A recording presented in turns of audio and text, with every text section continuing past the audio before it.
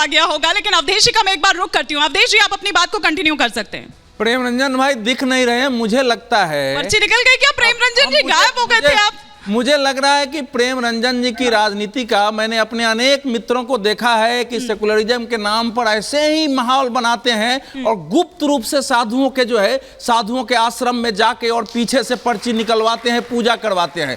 तो मुझे ये लग रहा है कि आरजेडी ने जितना शोर मचाया था उसमें से ज्यादातर नेताओं ने गुप्त रूप से उनसे मुलाकात की होगी और शायद वो पर्ची निकलवाने के चक्कर में होंगे। हृदय परिवर्तन भी लग रहा है, इसीलिए यही लग रहा है। लेकिन मुझे ये कहना है कि ये जो आरजेडी ने और जेडीयू ने जो कुछ भी किया है, क्या 2 दिन में उनको नहीं लगा कि हमने अपने जीवन का सर्वाधिक बड़ा सामाजिक अपराध किया है? क्या ये राजनीति को असल में 1990 में आडवाणी जी को गिरफ्तार करके लालू जी ने देश भर में एक दिया था कि मैं सेकुलरिज्म का हीरो हूं।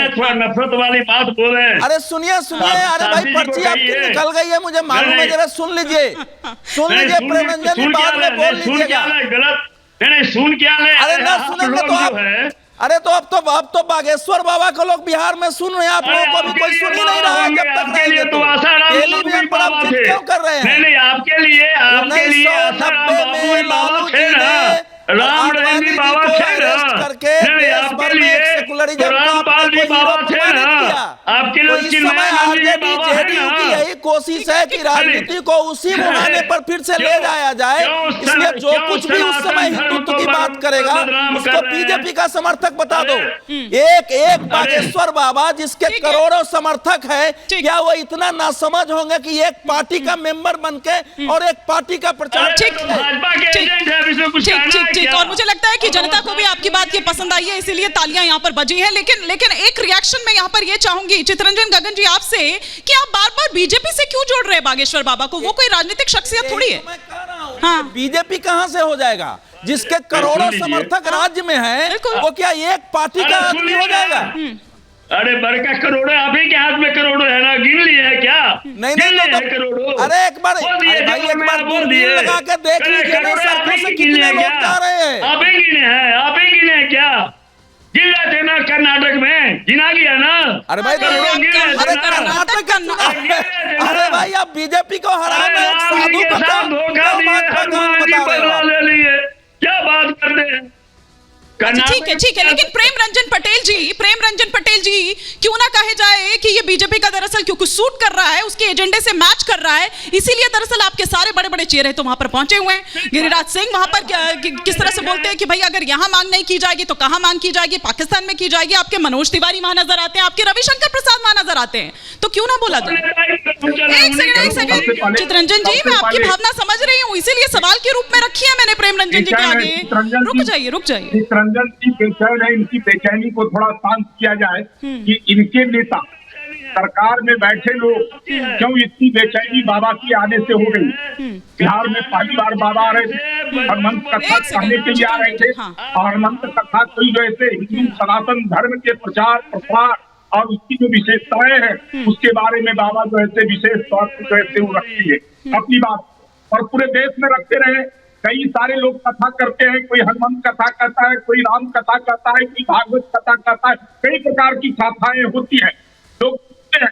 तो आपको यहाँ हनुमान जी के साक्षात रूप बाबा वीरेंद्र ब्रह्मचारी जी के आने से आपको क्या परेशानी हो रही है? क्यों लग रहा है कि बाबा हनुमान का स्वरूप है? हनुमान जी ने लंका को जलाया था, और आपकी जो सरकार है यहाँ महागठबंधन की सरकार, ये लंका रूपी रावण के लोग बैठे हुए हैं लंका में, और उनको परेशानी हो रही है कि बाबा आएंगे और इस लंका को जला के, इसलिए परेशानी हो रही है, इसके उनके रोकने की बात कर रहे हैं। ये क्या है? ठीक है, मैं आप दोनों को रोक रही हूँ, ऐसे समझ नहीं आ रहा है। लेकिन यहाँ पर आचार्य जी और साजिद रशीदी जी, पहले आचार्य जी आपसे, आप भी एक आचार्य हैं, क्या साधु संत कहीं भी जाते हैं तो माहौल खराब करते हैं, वहां पर नफरती ज्ञान बघाड़ते हैं क्या? क्योंकि इसी तरह का आरोप लगाया जा रहा है।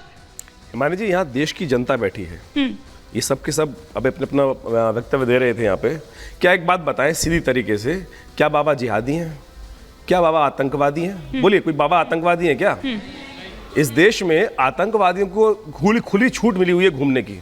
जो कहते हैं कि हम जब हमारा समय आएगा हम बाबरी को दोबारा, हम राम मंदिर को दोबारा गिरा देंगे और बाबरी को दोबारा बना देंगे, उनको खुली छूट है। यहीं बैठे हैं, यहीं बैठे हैं, इसी सभा में बैठे हैं जो लगातार इस बात को कह रहे थे।